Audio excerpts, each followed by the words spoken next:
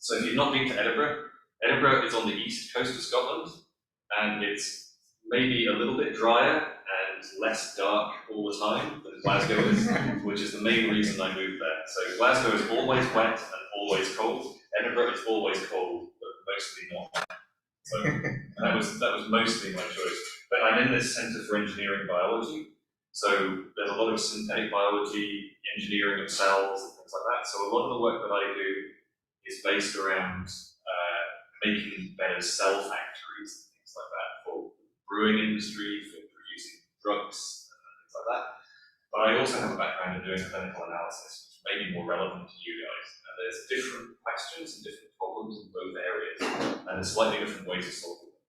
So I will actually start on my slides. If I'm speaking too fast, I can only apologize that I don't speak any Spanish at all. I was poorly educated as a child, so I only speak English. But anyway, we'll move on. So what is metabolomics? The definition is that it's a comprehensive quantitative analysis of a small molecule complement of a biological system. So all we're really talking about here is biochemistry, right? So anything that is metabolized, anything that's built up by your cells, broken down by your cells, made by your cells, is a metabolite. And the reason that metabolomics, to me at least, is very exciting is because it's the closest ome to the phenotype of the organism, right? So the genome tells you the potential. The proteome can tell you what's going on. In some cases, you get structural proteins, you get things that are expressed that do things, but they also form all these enzymes, and just because you have a certain concentration of an enzyme, it doesn't necessarily mean that enzyme is functional or doing something. Whereas the level of metabolite, that's biochemistry. That's telling you what is going on in the system right now. And that's why I think it's really exciting. And because of that, what you want to measure in biotechnology is what you're making and what you're consuming. And in clinical analysis, you're often trying to find out what your body is making and what it's consuming. And so I think, in general, for metabolomics, it's an ideal way of looking at both clinical samples and biotechnology. Excuse me, Karl. Yeah, one question that is. No. How do you define the metabolomic size? Because it's a standard threshold, because sometimes you say like 3,000 ppm is metabolized. Below that, okay, great. That's one moment. I come prepared. Okay, so one of the big problems about metabolomics is the composition of the metabolite. So we don't take DNA and proteins as metabolites, although they are metabolized and technically they're metabolites. But there's already genomics and there's already proteomics, so we don't want to have to do too much extra work. So we restrict it to small molecules. And I'll explain what we mean by small molecules, because it's a stupid definition in a second. But you have all of these different chemical classes. So you have your amino acids, you have organic acids, you have the building blocks for DNA and proteins, you have lipids, you have energy metabolites, you have all of the different stuff that's in your system that's used for anything. It can and maybe does include anything that you're exposed to, so things in your diet, drugs, etc., that you're treated with. But anything that's metabolized is a metabolite. Some people focus purely on endogenous metabolites, but we detect anything that's small and a molecule, so we don't exclude those. And in many cases, being able to pick up a drug and the metabolism that it's affecting is very, very powerful thing to be able to do. So lots of different biological functionalities. We can make proteins, we can make biopolymers out of it. We can build coenzymes, we can have ligands that bind different proteins and trigger things. We have energy sources, ATP, GTP, etc. And we have structural monomers, things that are then built into bacterial cell walls and things like that. So I mentioned before that we throw out nucleic acids and proteins. The the largest molecule that we look at, this is a stupid number. So this is a different definition in every metabolomics paper. And where they get this number from is if you have a mass spectrometer and you're trying to measure things with very low mass, so things like acetate, which has a mass of 60, pyruvate, which has a mass of about 90, then because of the setting that you have to put on the mass spec, the lower you put it, the lower the maximum mass that you can detect is, right? So if you can detect it at 50, maybe your maximum mass is 1500. And whatever that number is, that's what they say the maximum size of the metabolite is. It's purely based on the machine that you're trying to detect metabolites in.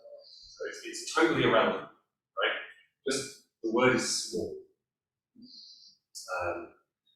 The other cool thing about metabolomics, I'm not sure if it is cool, but there's two different groups of people.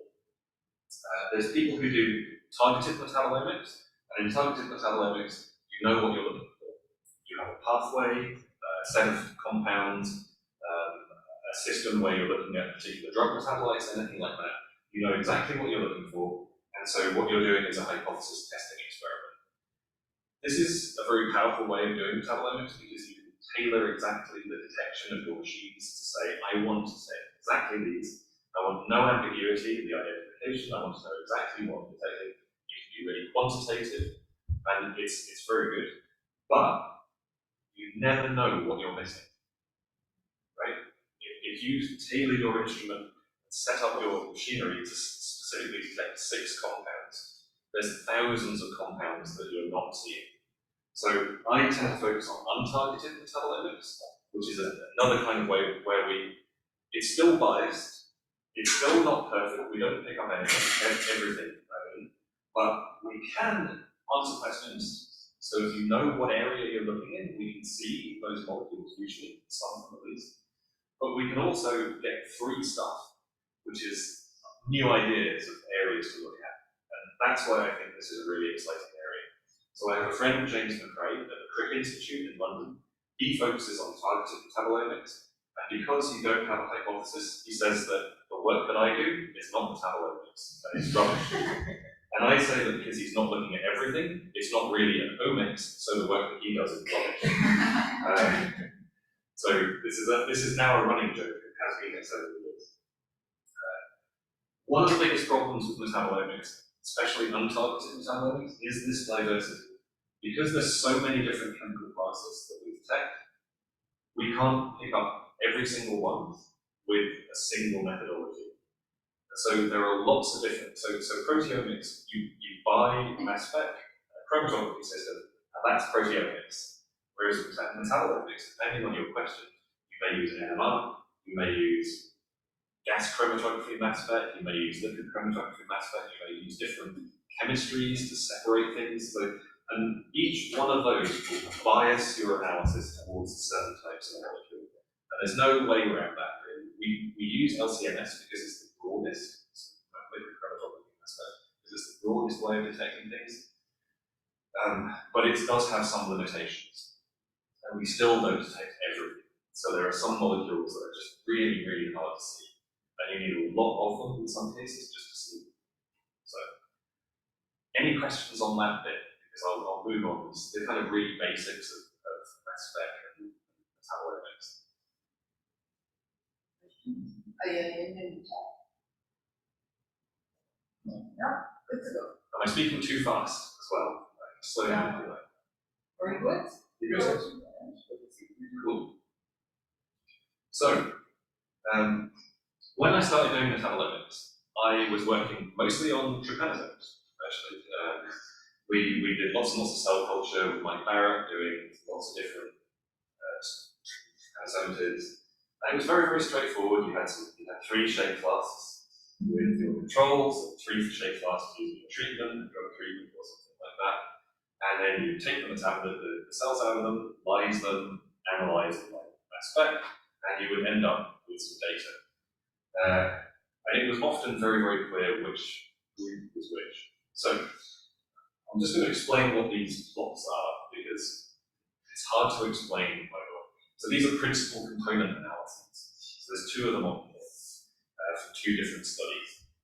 So principal component analysis is a very, very fiddly way of saying you get 1,000 different compounds whenever you do a mass spec analysis, which is far too much to actually look at and tell the difference between a sample because there's so much data. So they came up with a way, some statisticians a few years ago, of plotting the biggest differences between the samples. Okay? So if in your controls you have no glucose, and if in your treatments you have 1,000 units of glucose, then that would be a big difference, and that would separate them. Okay? And they go through every single metabolite that you've detected and look at the differences. And whatever the biggest differences are, they say, okay, these are the things that separate these groups the most. So we'll plot them on this axis. Okay? So then it also looks at the things that separate them the second most, and then plots those on principal component 2. Okay? So really it's just a way of taking all of the data that you've got and visualizing. What I use it for is to see whether the experiment works, basically, that's all. And so in this case, we've got some starved cells and we've got some unstarved cells. So this is a yeast experiment. And you can see here that this principal component 1 here, which if you can see the number at the bottom is about 47%, so about 50%. So 50% of the variation in these samples is explained by the metabolites that are associated with this axis. And it's kind of hard to explain. But if all your samples are grouped together, you know that your experiment is reproducible into the different groups. Okay? This works really, really nicely with cells. Okay? This is exactly the same thing, but it's a time course of a clinical study on cyclists, so humans who have been pedaling and had blood samples taken from them. And you can see that these are different time points, and each dot that is the same color is a different individual. Those individuals are scattered everywhere. And this is what I typically see from a clinical analysis. Because the big problem with people is you can't shut them in an incubator for 3 weeks. You feed them only the same stuff. And it's unethical to do most of the things that give you really nice, clear data like this. So we end up, clinical analysis, when I started out, I saw my first PCA that looked like this, and I thought, my experiment hasn't worked. This is a disaster. Now, when I look at this, if it doesn't look like this, I get really worried. So PCA is not clever. PCA is a really dumb way. It doesn't know that there's any difference between the samples. They're not telling it any information. So if you've, for example, collected the blood of the patients in 2 different ways, or with 2 different brands of tubes, or even that one person has done half the samples, and a different person has done the other half of the samples, you can often get beautiful separation between those 2 groups, and it's completely meaningless. So if I don't see a big mess of confusing data, because the differences between individual people are bigger than the differences between sick people and healthy people, almost always. You often don't get a big. So what you have to end up doing is supervised analysis, basically saying, what is the difference in these particular areas? And I'll go into that a little bit later. So this is basically, this is a very, very simplistic, oversimplified idea of what clinical analysis looks like. You have your healthy people, you have your unhealthy people, you take some samples for them and you want to analyze it. Often you have time courses or you categorize it in different ways. But really all I'm trying to get across is that humans are not controlled in the same way as biotechnology samples are. Because what we're looking for in biotechnology is, because they tend to be very, very controlled, we get smaller numbers with many, many different conditions. Thousands, in some cases, of different conditions that you want to test to make the best drug-producing strain of a Chinese hamster ovary cell. So if you're making monoclonal antibodies, vaccines, for example. So the COVID vaccine, for example, is mostly produced in Chinese hamster ovary cells. And in order to get the best producers, they go through this complex cell line development where they're choosing the best ones, choosing the best conditions, choosing the best everything. And then they have to scale it up. So this is what works in a microplate. doesn't necessarily then work in a shake flask. That almost definitely does not work in a bioreactor, and then maybe does not work at 75 cubic meters per run. Okay, so at each stage of this, you have to do tests. So the number of samples, again, gets enormous. So I love this paper. If we can send the slides around afterwards, it will sound totally irrelevant to everything that we do, but it isn't. It's just a paper on sample size and replication, an old kind of technology for omics, which is 2D gel electrophoresis. Nobody uses that anymore. But the statistical, I read this when I was writing my PhD up, and it completely changed my perspective of how I do all of my work. Because it contains this table. There's two tables in it. And if you get nothing out of this talk other than this is the thing to remember. So, I'll explain it, don't worry. So, this is the minimum fold change or percentage change that you want to see in your data. Okay? So, maybe fourfold, like a huge difference. Something's going up 4 times as much in your controls versus your treatment, your healthy people versus your controls. You're only interested in a metabolite if it's going up 4-fold, okay? Which is a lot. All the way down to it's changing by 10%. Okay? And then you look at the coefficient of variation of untransformed data. So don't worry about that too much. All it means is how variable is each metabolite or each protein or each whatever in the data that you're looking at.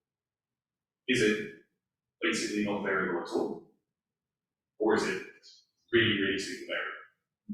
Okay? So, in things like cell studies, when we're doing these old trypanosome experiments that I started working on, stem cells or whatever, anything that you can grow in a lab, very controlled conditions where there's no variation in the feedstocks or whatever they're being treated with, or, you've got a good pipetting hand, it's all very straightforward. And your variation per metabolite is maybe about 30%. It's not massive, but it's low, okay, on this axis. And usually, what you want to see is big changes, because you're not interested in a drug that only changes the functionality of an enzyme by 10%. You want to see something big. You want to see the cell die, or you want to see something completely radically changes. So, go down about here, 3 replicates. This is the number of replicates, biological replicates you need to see to get good data. Right. What about clinical data? So, anything other than a small fold change is likely to make people very, very unwell. Okay, you don't see huge changes because humans, like all metabolites and blood, are very, very carefully controlled. If you're seeing massive changes, then either the experiment's gone wrong or somebody's really, really unwell. So we're generally looking in this area. And then, as we already said, humans are incredibly, incredibly variable. Right? So the number of people per condition that you then need to pick up in order to get good data is over this end somewhere, in the hundreds of thousands of people. So I think that gives a good idea of what the challenges are in terms of good clinical analysis and good biotechnology analysis. Any system that you can control really, really well will end up this end. But clinical data, when you're dealing with patients, you might need to do massive studies in order to get strong statistics to go forward.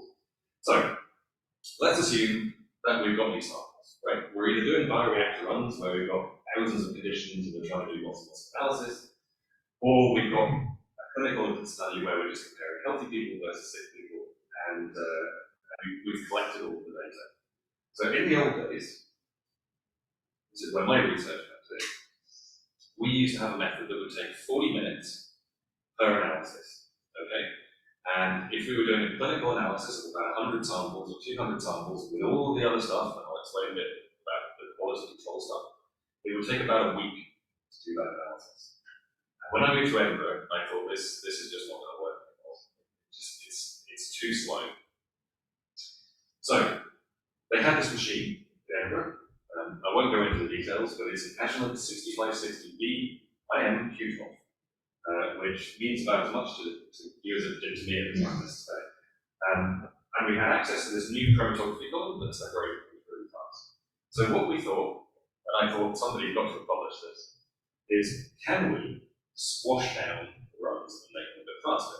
And it turns out that we can do that quite easily with this new polymer, which is better than the old polymer. So far, so boring. But the IM bit of this QTOF, so QTOFs are a very typical mass spec, quadrupole time of flight instrument. They've been around for 40, 50 years or something like that. Very, very straightforward technology. They do quite good mass accuracy, so you can identify metabolites well, you can get some good data out of them. But they're fairly standard. This one has this ion mobility system on it. And to give you an idea of how that works, it's basically a wind tunnel for ions, right? So if I'm trying to walk through a wind tunnel, there's wind blowing ahead of me. If I try and walk like this, it's going to be more difficult for me than if I walk like this, because there's a resistance. I'm the same person, I'm the same weight, but I'll find it more difficult to walk through if there's a wind blowing against me and I'm a big shape than I am a little shape. So this works exactly the same way effectively, but for ions, so small molecules. So we can separate things very, very fast in millisecond timescales, chromatographic time. So using this fast chromatography, at the same time we're getting an extra dimension of data. And this is a fiddly thing to explain, right? So please ask me if it doesn't make sense, or just kind of gloss over it and take from me that it does. But this is a chromatography separation. And this is a mass spectrum taken at any point, it could be anywhere on this. So you get some peaks. At least each peak corresponds to maybe a metabolite of interest. But you're also separating things based on their shape at the same time. So your data ends up being about 4 dimensions. So you get a spray of different compounds.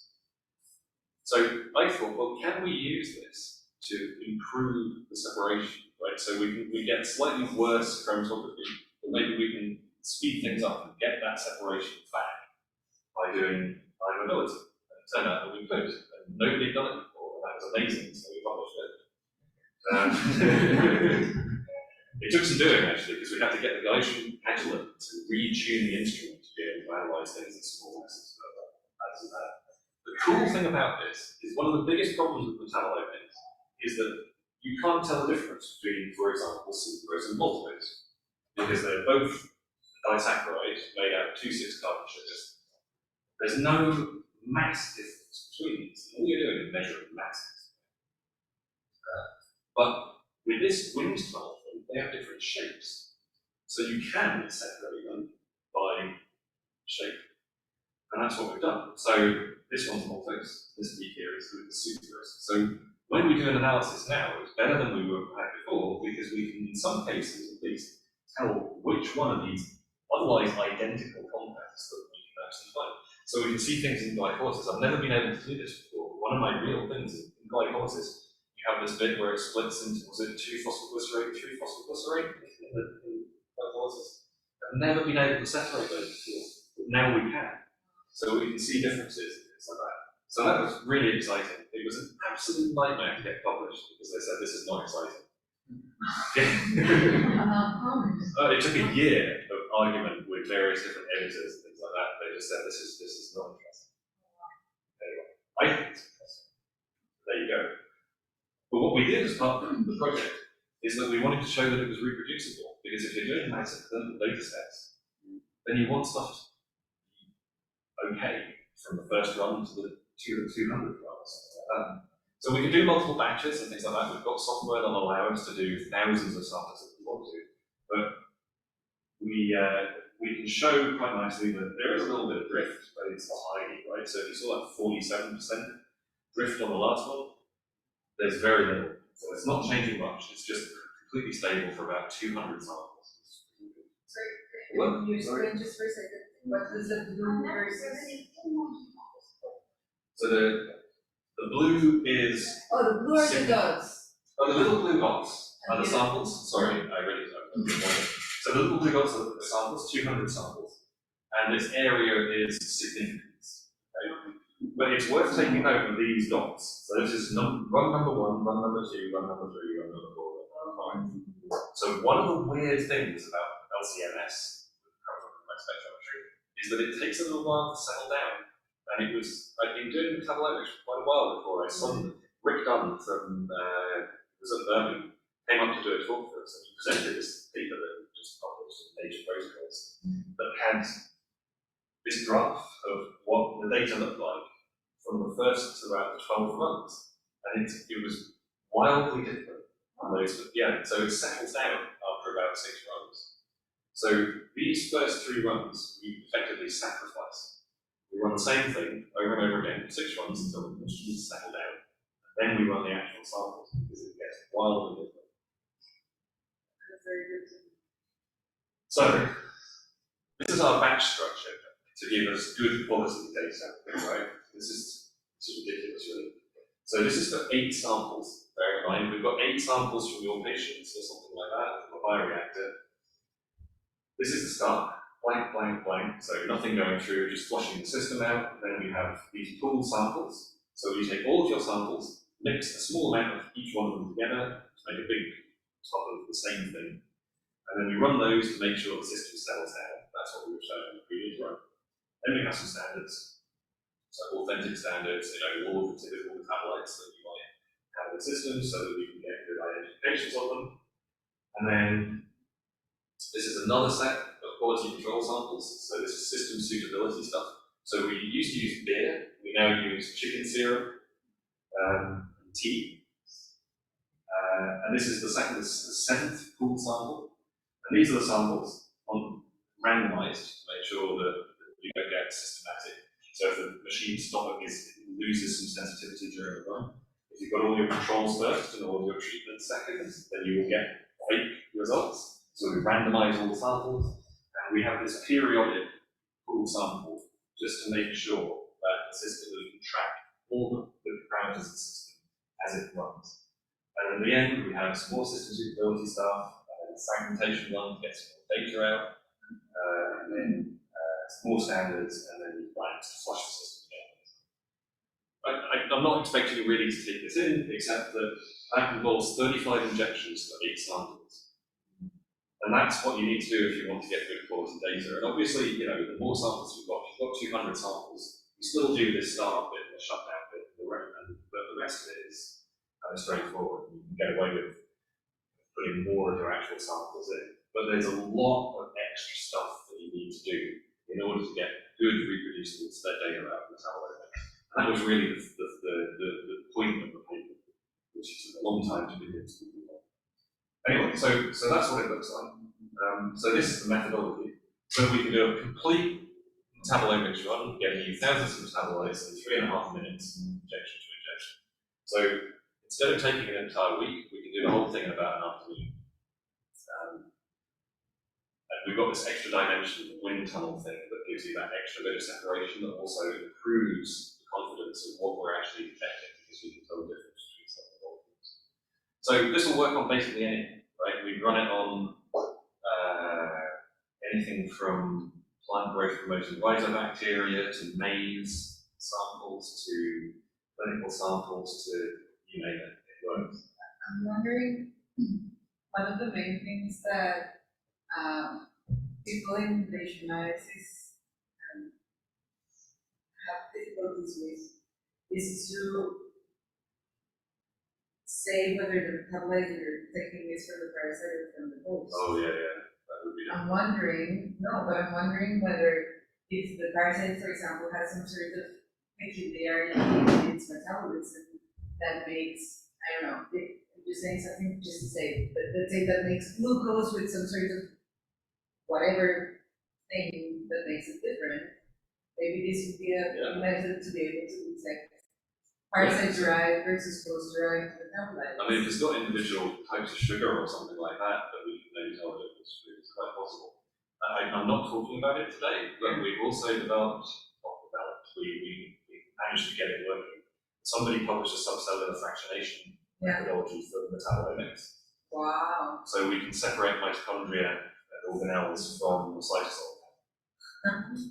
But I haven't mentioned it today. I can talk to that later if you're interested. What else? But so I'm just saying this, for example, for people that work with malaria or bacteria, that maybe there are some specific post-translational modifications or some sort of tag in the tableau that is able to discriminate. So the main way I've seen people deal with that is by labeling stuff. So you can use heavy glucose or something like that, and then infuse. So that's it in vitro. You do in vitro work. Yeah. You can't really do it in. But yeah, there might be ways, because the problem is glucose from a chimpanzee is the same as glucose from a person. But if there's individual metabolites that are specifically associated with those, then definitely we can pick those up and distinguish them. And often, you can get systems where you've got a metabolite that has the same mass for a specific one that's associated with a particular organism, and there's another one, an endogenous one, that's also the same mass. But we could potentially separate your doses. So, yeah. We called it RIMS. It wasn't my idea. It's a stupid acronym, but it's kind of dumb. Anyway, but one of the things I got very excited about over the last few years is time-resolved data and ways of presenting data that has time courses. And I think it all came out of a discussion with, I've got her name, Fiona Ashcart, who was one of Mike's postdocs. And I asked her, would you prefer more replicas or a time course? And she said, I prefer a good time course because you can easily see trends in a time course. So it's very obvious to see an outlier. Whereas if you've got a handful of replicas, then you don't know whether there's a biological variation necessarily or whether the instruments have a problem or something like that. So I started thinking about this, and all sorts of stuff came out of it. One of them is the bits of technology that I'm about to talk about. But some of the software that we produced is quite good for looking at this sort of stuff. And one of the other great things about metabolomics is that you can analyze the inputs and the outputs and the cells themselves. So for example, we can look at the intracellular metabolite, and we can look at the extracellular metabolite. And if you take samples over time, you can get, you can click it. So this is a time course of a biotransformation, so a growing substrate, right, which is somewhere down there. And what we're doing is we're feeding it glucose, and at the beginning it's growing up biomass, so growing up cells, and about here we cut off the air supply, and it's run out of glucose. So everything just drops out, and then suddenly we refeed the glucose, and it fills this system. Glucose down here, as this anaerobic process keeps going, it starts to drain stuff into substrate, right? But it's finished in time, so let's play that again quickly. What it's doing is, as you'll probably see, you've got citrate here, it's pumping this stuff out. Some of the things it's holding inside cells, some of it isn't. So as this goes on, substrate is down here, it's quite big here. It's not very big on the extracellular, but as we get towards the end of it, there we go. It starts to really push back into the extracellular, into the medium. So you can do this with cells very easily, but you can also do it with people, right? So you can take blood, you can take urine, you can take food. So you can look at the inputs, you can look at the outputs, and you can look at it over time. So this was a time course where we took a sample every, I can't remember, it was every couple of hours, I think, over a 48-hour bioprocess to analyze it. So if you move on to the next slide,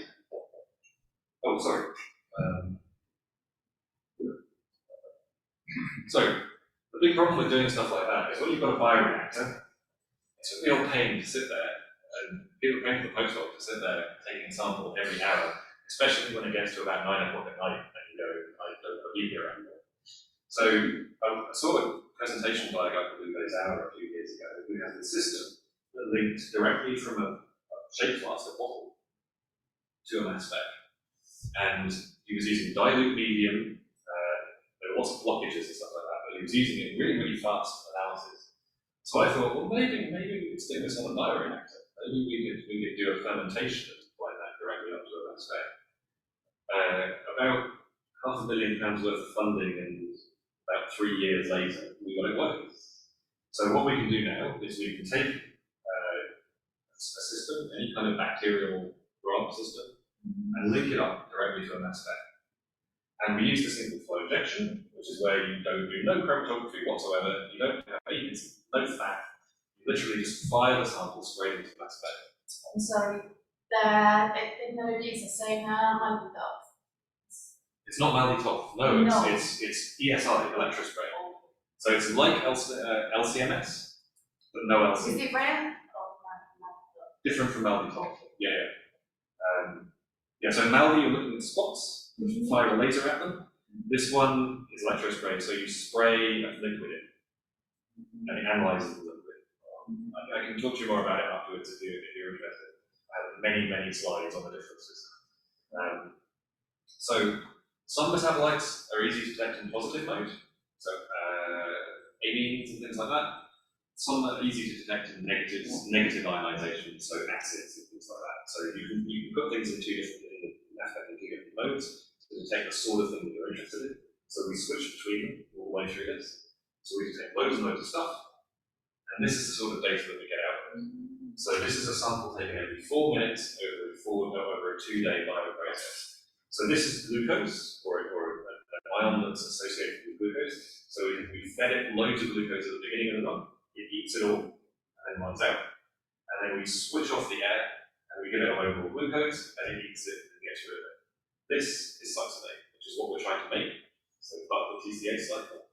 So there's none of it at the beginning. And then as the anaerobic phase starts to go, it just starts to increase. And these are some amino acids, and we have all sorts of other stuff going on. But the things that I'm most excited about are things like this, where you've got this massive spike that lasts about an hour. So we're taking a sample every 4 minutes. So if you took a sample a day from your bioreactor, or you're taking it, over a long period of time, you would never see some of these events. And the data is so clear that you can see these patterns. And I think this is really exciting. So What is this methodology? which one? The one that you said that is really interesting. I don't know. I think that's tyrosine. 189.0768. I think it's tyrosine. So there's Oh my God, you know that? Oh, you remember the? I think it's tyrosine. Yeah. Yeah. Anyway, so and this is acetate. 59. Pyruvate is here. So those events that occur like very rapidly like that, what do you think they are related to?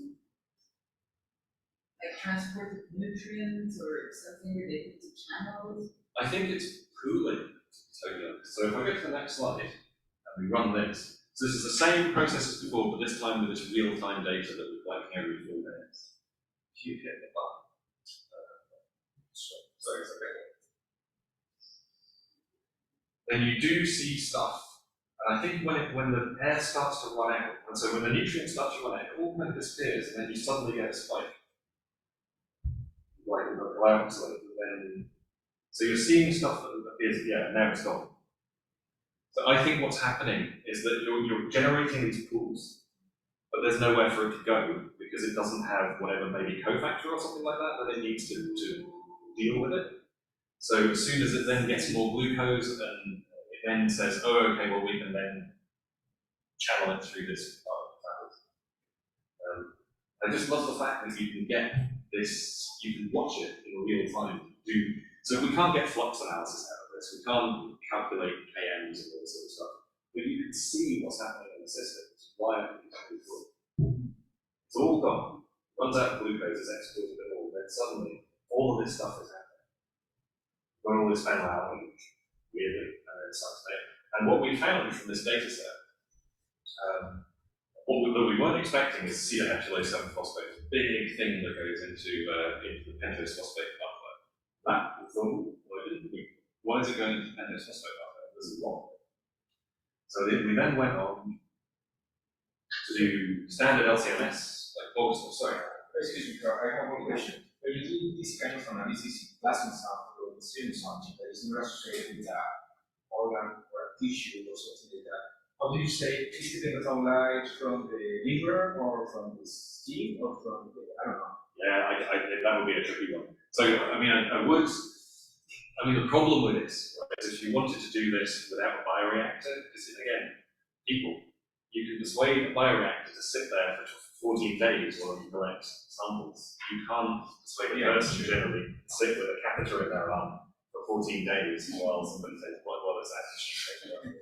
So we're looking for ways to deal with that. But again, yeah, it's just blood, right, that you'll be analysing. So it would be difficult to, and I think that's a comment for any kind of metabolomics analysis. Don't really know where it's come from. You can guess, but you don't know 100%, so you have to do additional experiments, I guess. Anyway, so we validated this using offline LCMS. We took a bunch of samples just to make sure it would work. And again, we see all this stuff in the pentose phosphate pathway. And what we ended up finding out was that people have actually engineered the pentose phosphate pathway. So we tried to knock it out, and that made it worse. We ended up with no succinate, which was kind of a validation that it was important, but not very helpful. But then we found somebody that had made an engineered strain that did the same thing, but they'd overexpressed all of the enzymes in the pentose phosphate pathway. And it turns out what happens is that it uses the PPP to produce reducing equivalents, so NADPH and NADH, to produce succinate because you need them in the TCA cycle. So in order to produce a molecule of succinate, you need NAD and NADPH, and that's what it's using. That's why it's channeling all of this stuff in the pentose phosphate pathway. So that was, we got some biology out of it, which was really exciting. And then we moved to using a targeted analysis. So remember I spoke about doing targeted analysis? We reckoned by this time we knew what we were looking for. So we developed this very specific assay to look at these. And so we know exactly what these are. We developed a methodology for them. We did 3 full bioreactor runs, looked at the data. And these, so the middle is the average, and then we've got the standard error of all of these things. And you can see what's going on in some of these systems. Weird things where it falls about, some of it increases, some of it decreases. The amino acids seem to be very, very tightly controlled at the beginning of the run, and then they get wildly uncontrolled towards the end, things like that. So there's so much data in this, we're still trying to figure out what it means and how to relate it to real biology. I'm really excited about it. So, the big problem with this is that nobody would ever buy a full-on mass spectrometer to analyze either beer production or something like that, some cheap product like that. So the obvious place, the only place that we could think of that would ever use a mass spectrometer to check to see what was going on is CHO cells, right? Because every time you do a CHO cell run, if it fails, it's costing you $1.5 billion, and that is more than the price of mass spec. So one of the main things they look for in CHO cells is lactate production. Lactate is a byproduct, it acidifies the medium, and eventually it kills the cells. So they try and monitor that. So this is just the first data that we got of running a mammalian cell bioprocess. Mammalian cells are much, much more fitting to deal with bacteria, because they die at the drop of a hat. So we can do it on CHO cells as well. I've got a couple of projects that are so I will finish off by a very, very short bit of unpublished data from one of my students who won first prize at the analytical chemistry competition conference a few weeks ago. She's very happy. She seems happy. Yeah. It came with $400. That's why she's happy. I'll be happy too. I would have been. I considered saying this was my, because I was a good supervisor. Did she bring you something? Did she bring you something? Just some good data. So her project came out of an idea that I had about one of Mike's papers, Mike Barrett. So he does a lot of work on chromatomes, and so we did a lot of work on drug mode of action studies and things like that. And you may have heard of atolidine, and it's a specific drug that was designed to target ornithine decarboxylase, which then kills the bug. I thought, well, that's really interesting, because what you get is an increase in, you knock this out, you ornithine, you get an increase in ornithine, then a decrease in leucine, right? And you do untargeted metabolomics, you get this very clear, after 1 hour of treatment, you get no acetylbutene effect. Completely knocked out that enzyme, right? So no product. And I started thinking about all these attempts to engineer biology to make more of a product, right? So,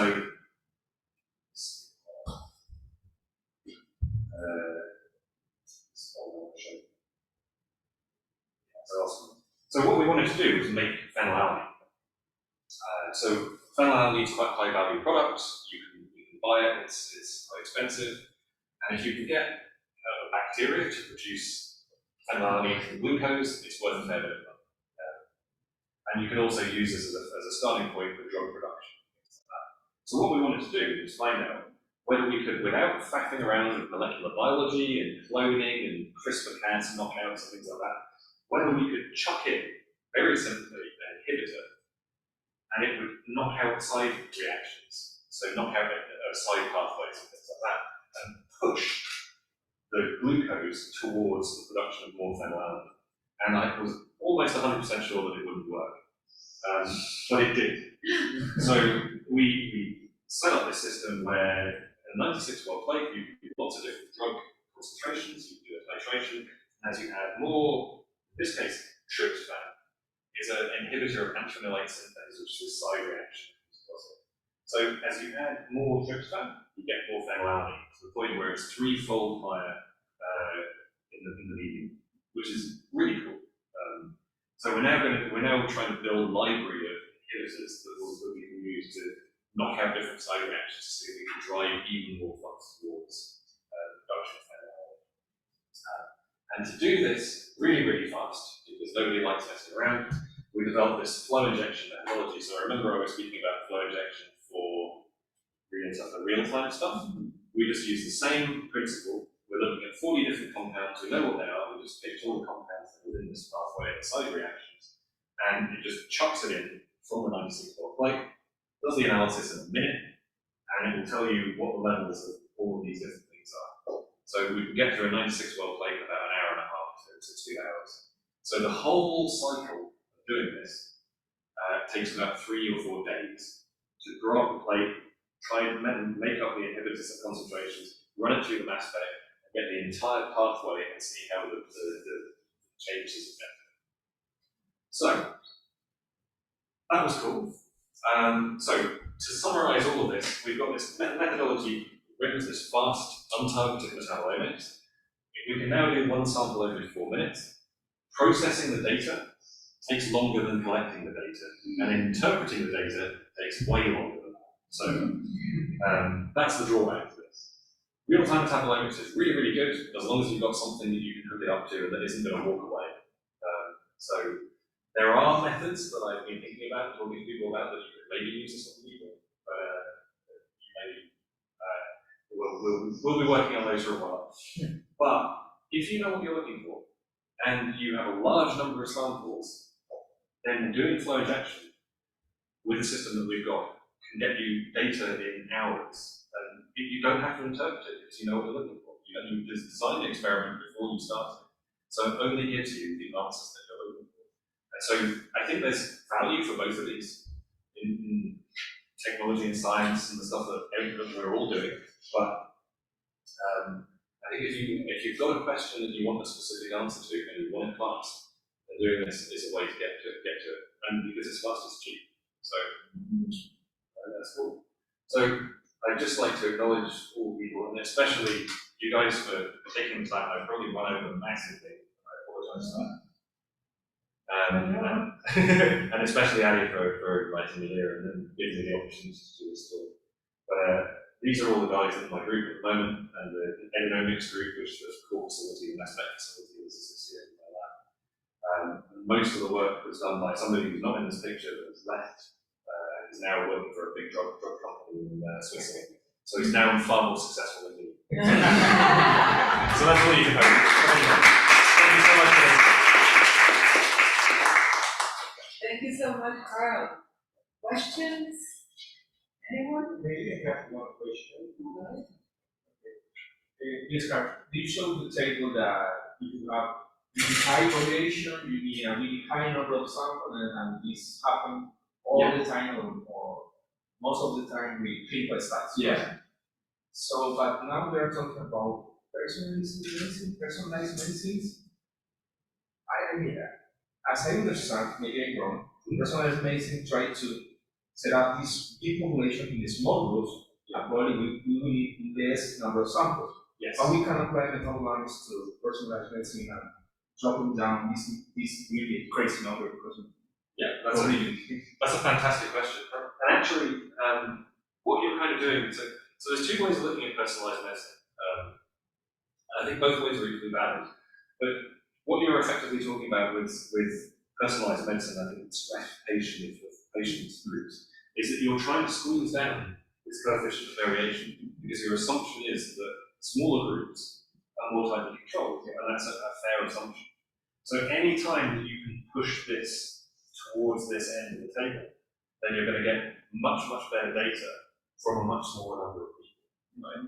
So I think that's first of all, that's a really kind of obviously nice way of doing this.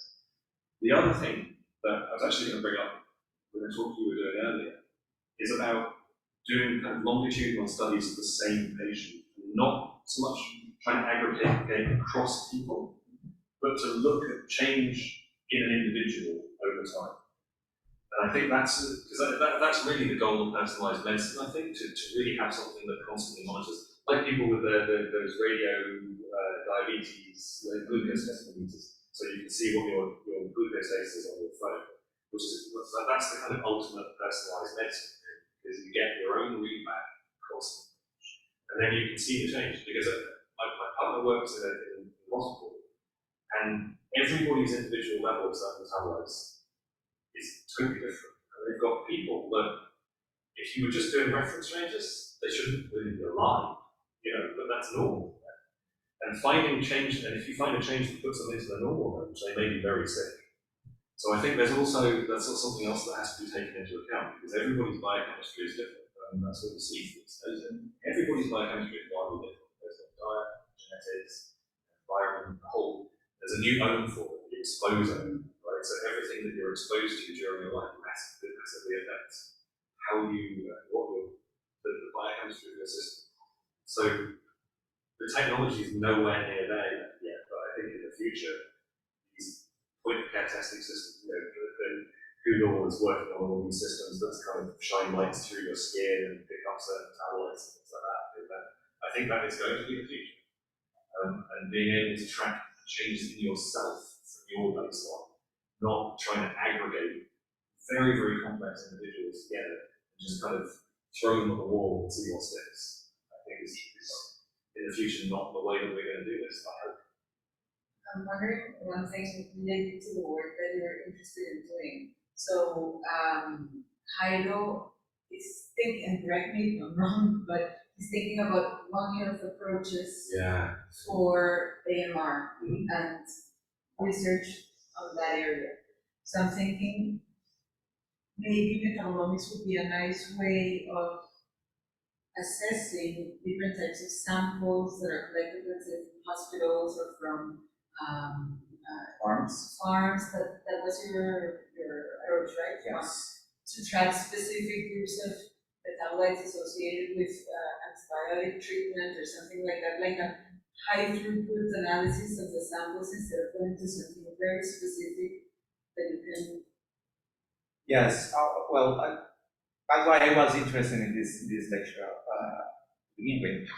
But I've never read about metabolomics. I didn't think about it like it was useful for my research, but now I understand it totally can be.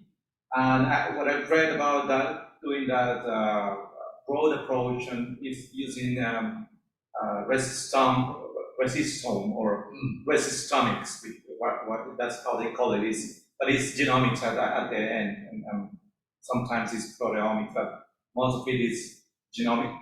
Is trying to understand the changes in genomic expression of those microorganisms in different environments. So they have measured the difference between animals and humans and environment. But I think this approach has a huge potential for that. I need to dive into the literature and see if there are something around or if it's totally new. Because one of the things, sorry to interrupt, but one of the things that I was thinking is that usually for that type of work, exactly what people do is use surveillance of drug resistance genes and these sort of things in the sewage or in whatever. But people are really not looking at the molecules that are being thrown out through the systems. So you can, in my imagination. I think you can do a very nice targeted approach to identify specific metabolites or specific drugs that you're surveilling. So for example, in the sewage water, you can look for at the same time ampicillin, penicillin, whatever, you name it. Antibiotic residuality. Yeah. People are looking into it. I mean, you But think. these approaches would be really nice as like going into the less specific, you know, you can both looking a little bit broader, and in that approach, maybe you can get more insights in the type of, I don't know, what mechanism. What is really difficult with the genomics is that if you find the resistant gene, it doesn't mean that bacteria is resistant. It just carries the resistance to other populations, and also is implicated in transmission of resistance. But doesn't mean that resistance is going to spread in any case. So there's a couple of things. That's a really good point. It's a really nice idea. So one of the things a lot of people are now doing is this. I don't really know what the exact word for it, but it's a metagenomics metabolomics. Right?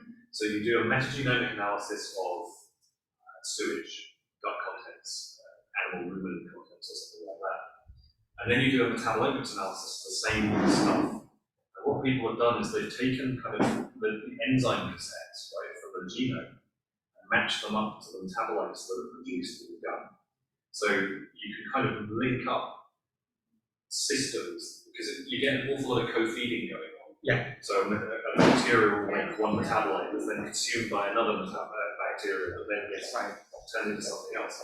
Some of which may be toxic, some of which may lead to virulence, etc. And then using metabolomics, you can show which of these metabolites exist in the set and match those to these genome cassettes. So I think that's a really cool thing, but I mean the data analysis is horrendous. It's very, very good. Which I like.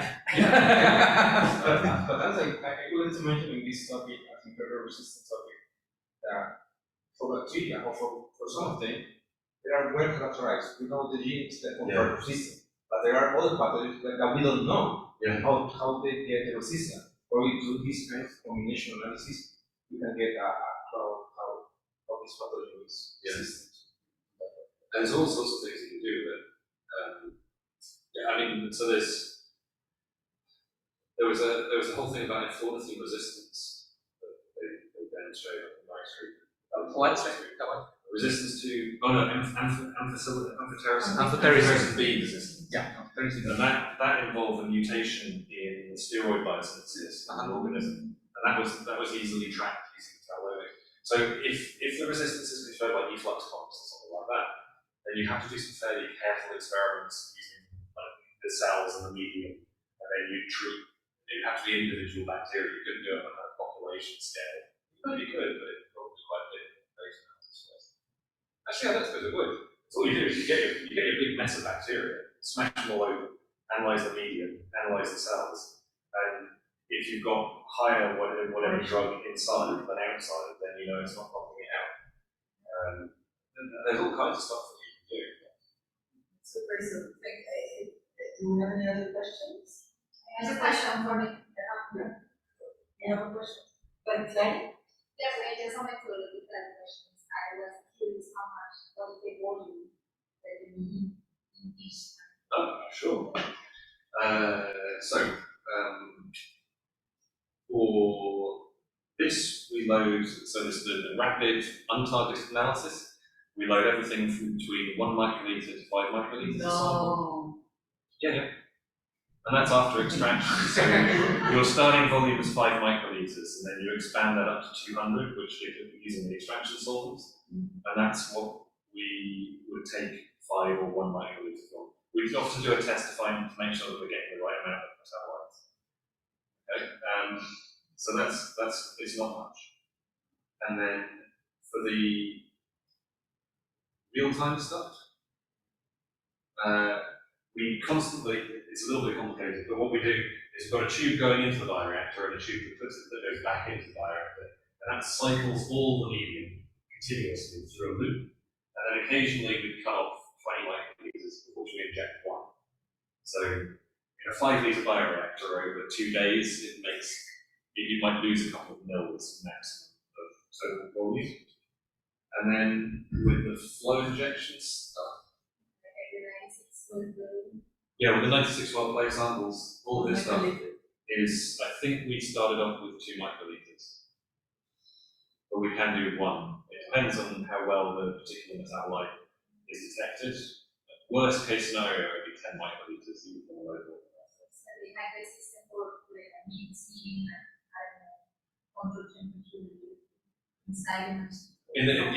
So that it's you can't really see it, but down here, this is the auto sampler. So this is the LC system, which does all the injections and stuff. But this kind of black box here is the auto sampler, and it's controlled temperature at 4 degrees. So this is after extraction. So we've now got a robot that will do the extractions for us.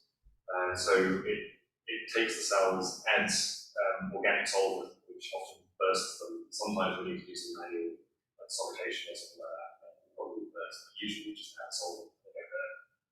And then that gets injected straight on, spin the plate down, and transfer it to another plate to make sure there's no particulates. But yeah, it's super straightforward. And as I said, the robotics to do it as well. This is not the Lego one. This is a proper one. They constructed a Lego machine. A Lego. Lego the rocket. Lego. See, wow. They constructed a Lego robot to dispense medium to a place. That's what we need. Karl, thank you so much. Thank you.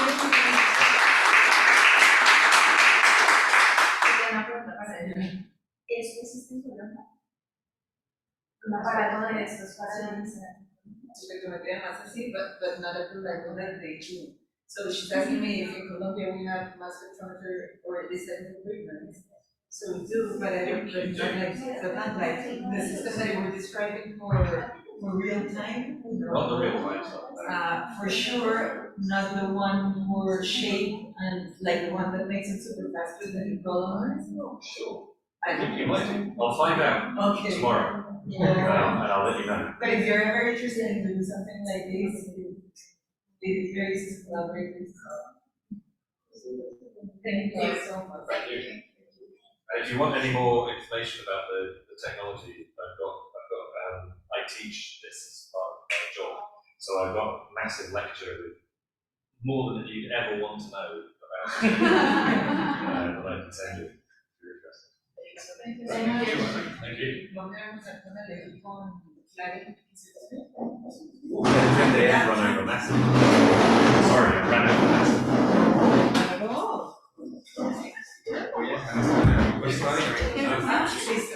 Can Andrea join? Sure. Because actually her lunch is